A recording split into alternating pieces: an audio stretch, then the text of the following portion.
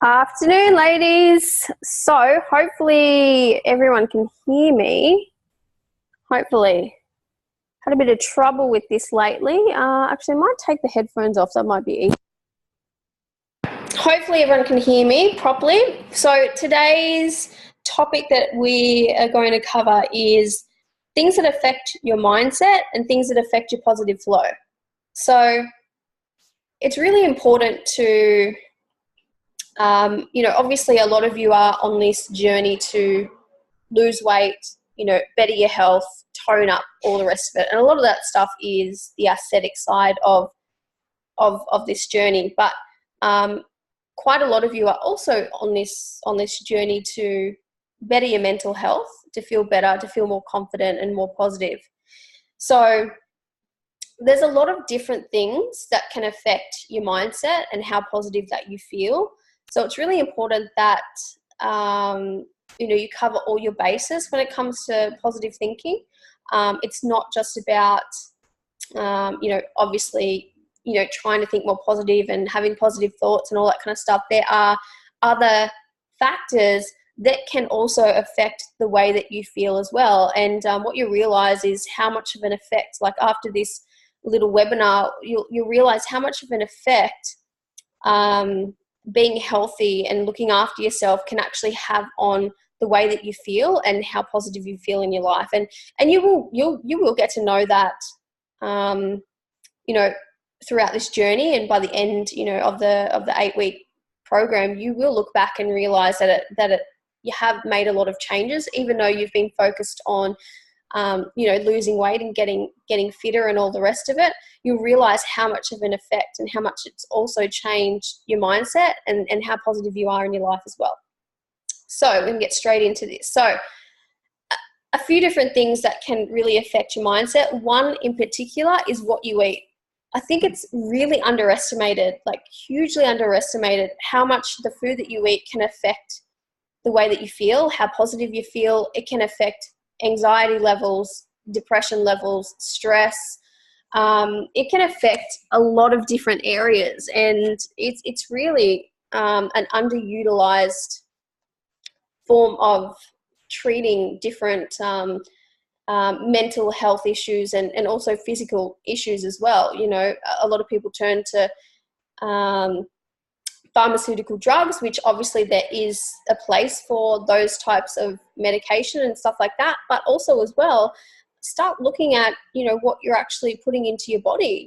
Obviously if you're putting a lot of toxic shit in your body that doesn't belong there, there's got to be some kind of side effect. I don't care what anyone says, even if you are eating a low calorie bar or something like that, but it's full of all toxic chemicals. I mean, you've got to realize that of course it's going to have an effect on your body, and of course it's going to have an effect on your brain.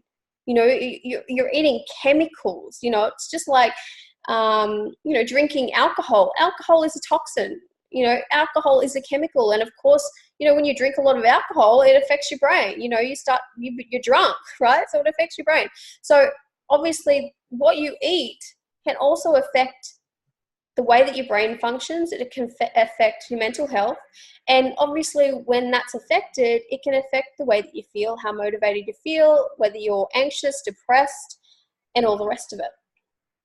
So how food actually does affect your mood. So to give you a few examples here, alcohol. So alcohol, number one, alcohol obviously affects you. We all know that it, makes you a bit jolly, or it can make you a bit angry or make you drunk. But alcohol is a depressant.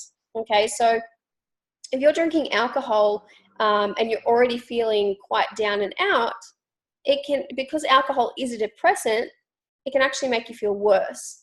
Okay, especially the next day, you can really feel down and out. So obviously alcohol it really does affect your mood, and a lot of people get in this cycle of drinking alcohol to feel better, but then they don't realize the next day they feel bad because of the actual alcohol, and then obviously they want to drink again to make themselves feel better. So it's a constant cycle. Okay, so be aware of that.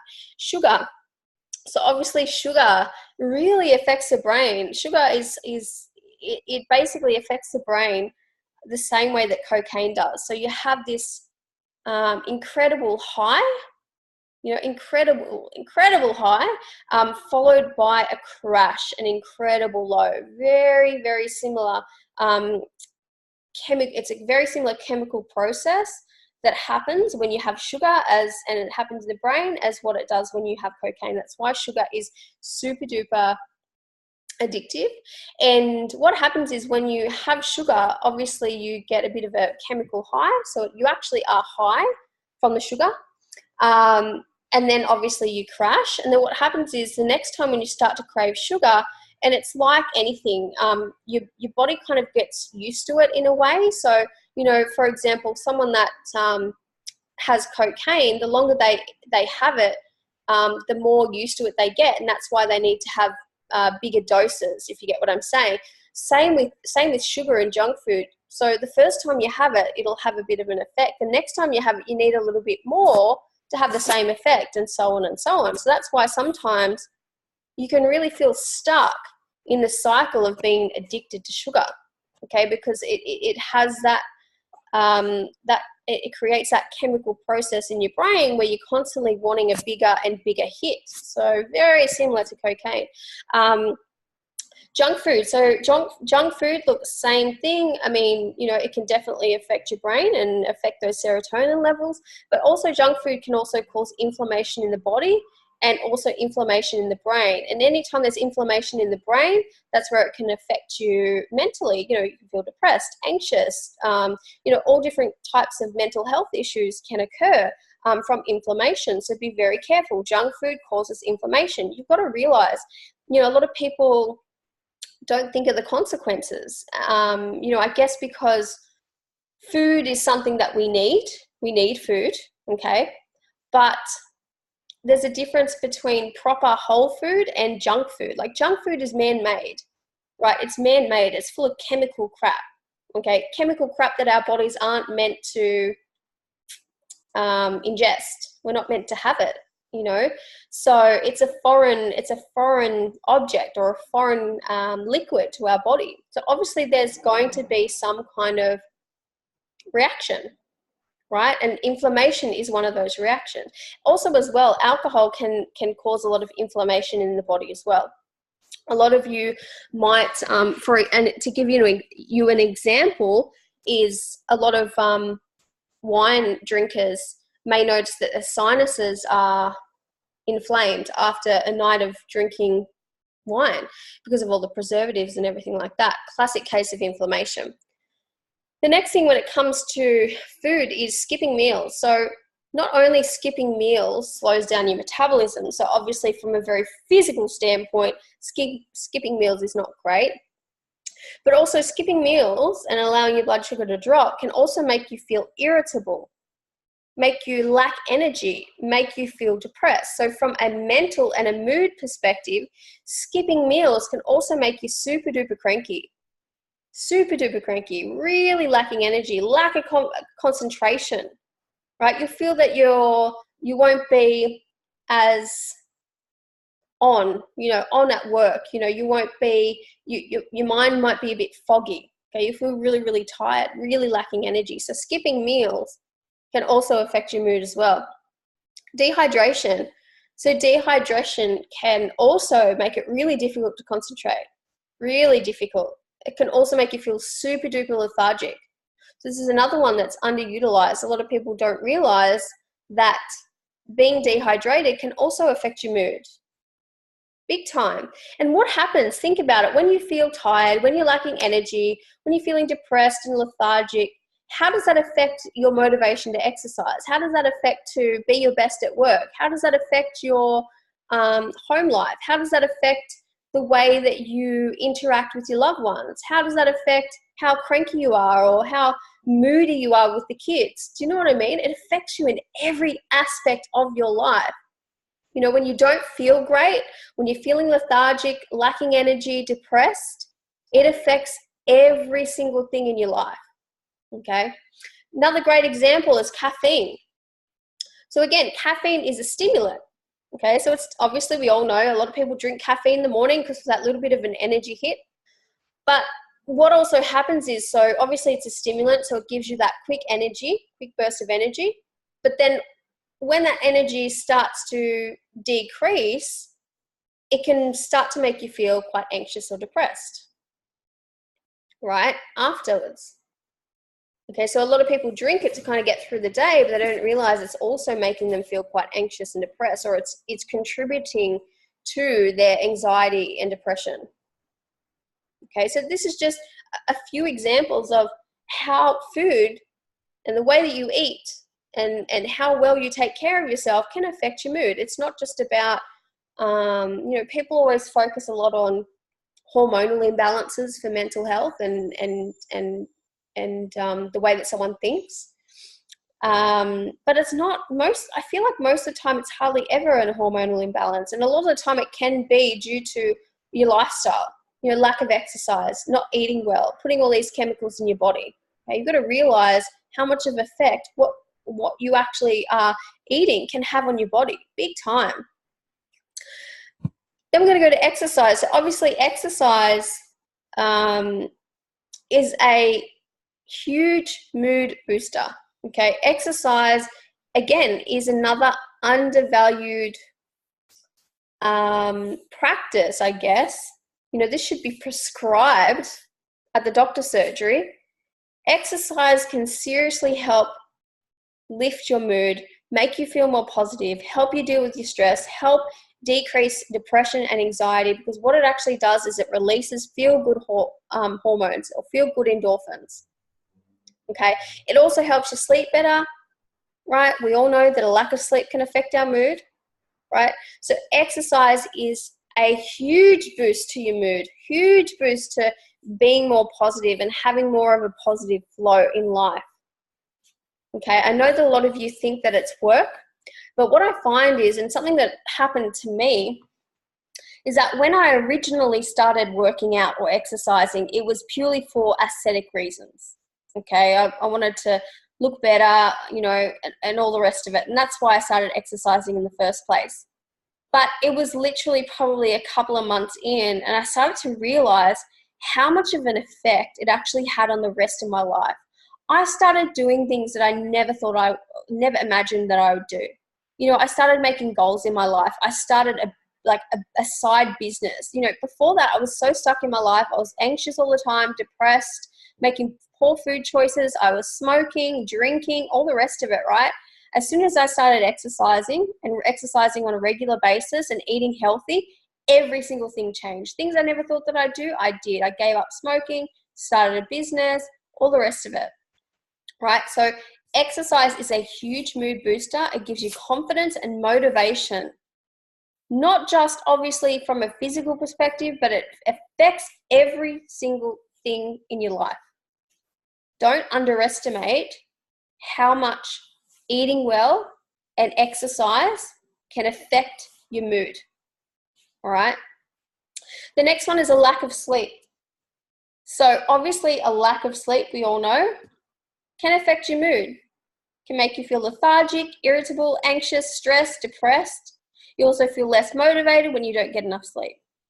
It can also affect your food choices too. How well you eat. So when you get a lack of sleep, you tend to want to eat carbs, okay? But again, looking after yourself with these basic foundational things, eating well, exercising, making sure you're getting enough sleep, all of these things you need to make sure that you are doing first. Lay a really good foundation, right? Then what you do is start to work on your mindset, because what a lot of you will find is that your mindset will change a lot purely just from changing the food that you're eating and the lack of exercise that you're doing. Okay, so it's really important that when you start out on this journey, and this is precisely why with the program I've set it out the way that I've set it out. That when you start off, you are focusing on the food, then the exercise, then it's mindset. Okay, because if you don't physically feel well, if you're doing a lot of things that are affecting your mood anyway, then what's the point in doing the work on the mindset if you haven't changed the other things? You know, you need to make sure that you've got that foundation right. You need to make sure that you're not eating a whole heap of sugar that's just going to constantly affect your mood, right? So we need to make you feel physically better and healthier before we start to really do that mindset work. You know, so, you know, if you're trying to change your mindset, improve your mood and decrease anxiety and depression, it's important that you get these things on point first, laying a good foundation to then work on the mental side of changing your mindset. Okay. A couple of other things to do that will help with your positive flow, help you stay positive in your mindset, is be careful of energy vampires. Surround yourself with positive people. Okay, very important. Energy vampires are basically people that you may have in your life that just drain you. They drain your energy. They take a lot of work. They're always negative. They bring you down all the time. After you spend time with them, you feel exhausted. You feel lethargic. You feel depressed as well. All right? It's really important that you start to be a little bit smarter about who you spend the majority of your time with. Think about it. Think about the people that you're spending time with. Are they people that uplift you, that help you feel positive, or are they people that bring you down?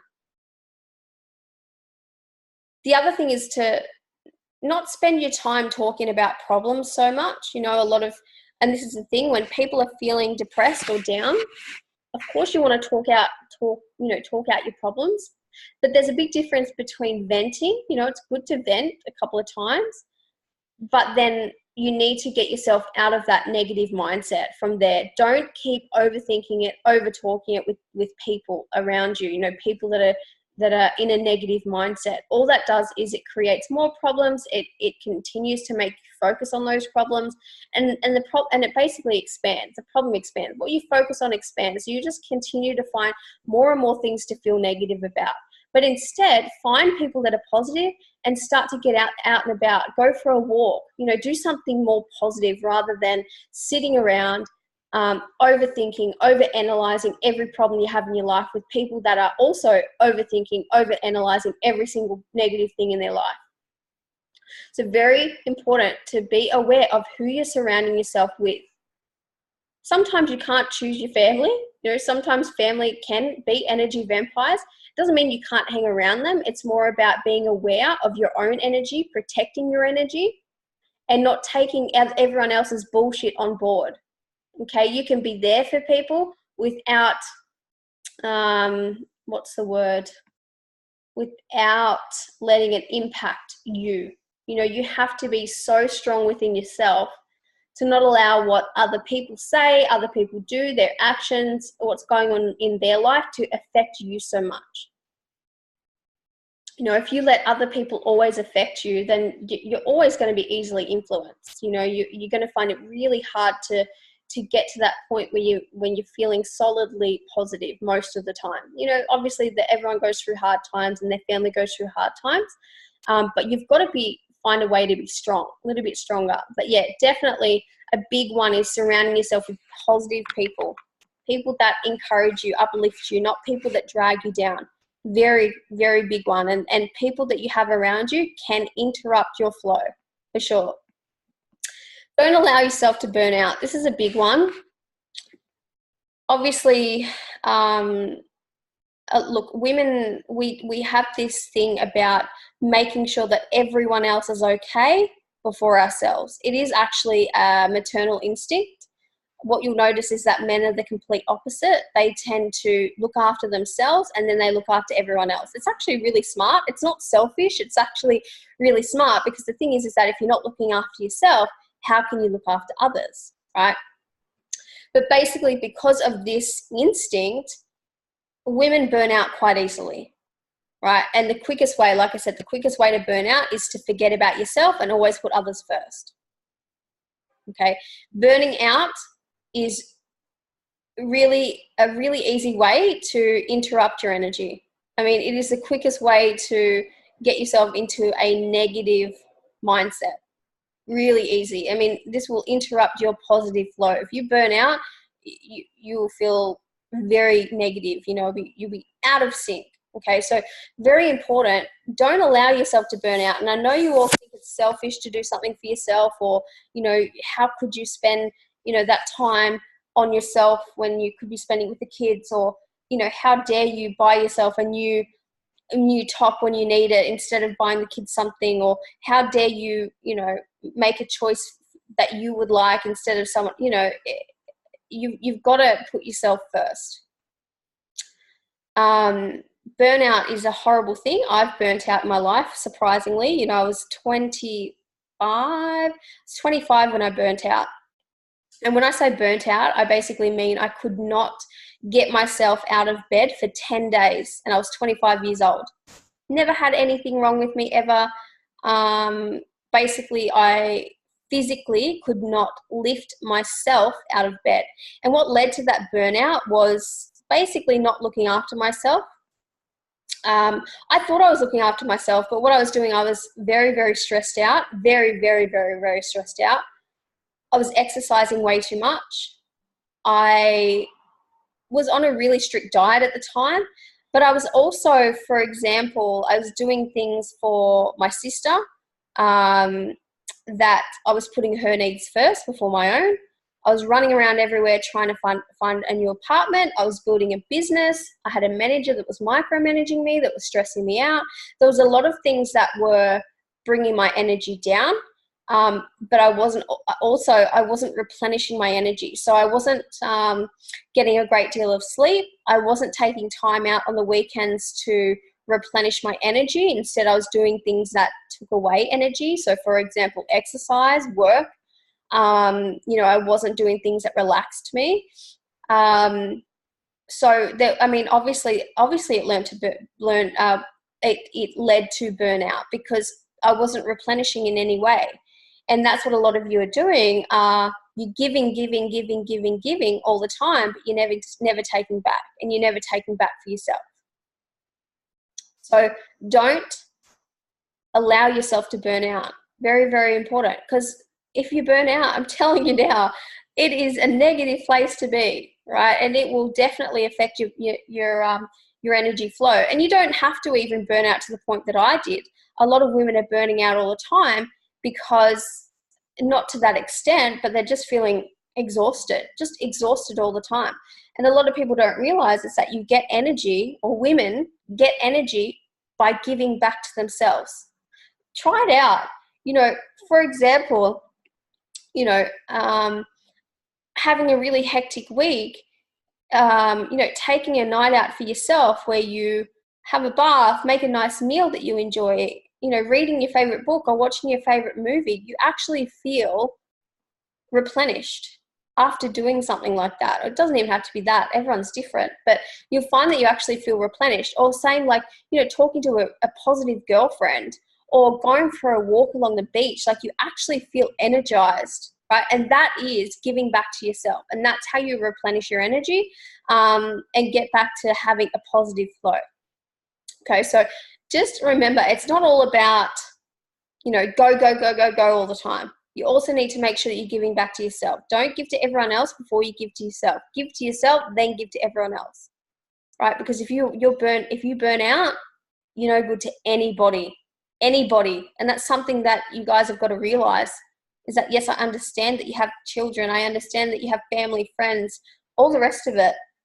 But that should be enough to motivate you to look after yourself, because you have a lot of people relying on you, right? You need to look after yourself, because if you're sick or you burn out, you're no good to anyone. If you are in a negative place, how is that good for anyone? You know, everyone around you deserves the best you, the best version of you. Your kids deserve the best version of you, not the one that's just kind of going through the motions and getting by, right? So it's very important that you also make time for yourself. Big one. Anyway, so that's it for